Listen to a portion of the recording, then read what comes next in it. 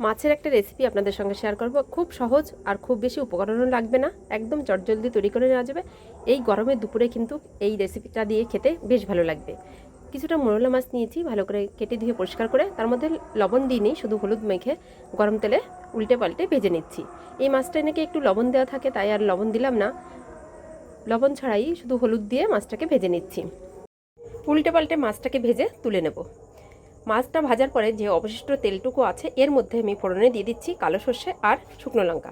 ফোড়নটাকে ভালোভাবে ভেজে নিয়ে এর মধ্যে একটা পেঁয়াজ আর 4-5টা কাঁচা পাকা লঙ্কা বেটে রেখেছিলাম সেটা দিয়ে দিলাম। তারপরে মশলাটা ভালোভাবে একটু নাড়াচাড়া করে নিয়ে এর মধ্যে লবণ আর হলুদ দিয়ে দিলাম। তারপর আরও কিছুক্ষণ কষিয়ে নিয়ে এর মধ্যে পাকা তেঁতুলের কাঠ বের করে রেখেছিলাম সেটা দিয়ে অল্প পরিমাণে জল দিয়ে ভালোভাবে ফুটিয়ে নিলাম। তার মধ্যে অল্প পরিমাণে চিনিও দিয়ে দিলাম যাতে একটু মিষ্টি ভাব আসে। তারপরে মাছটাকে দিয়ে, যে মাছটা ভেজে রেখেছিলাম, তারপর অল্প ভাজা সর্ষে গুঁড়ো ছড়িয়ে দিয়ে গরম গরম ভাতে কিন্তু খেতে অসাধারণ লাগে মাছের টক। ধন্যবাদ।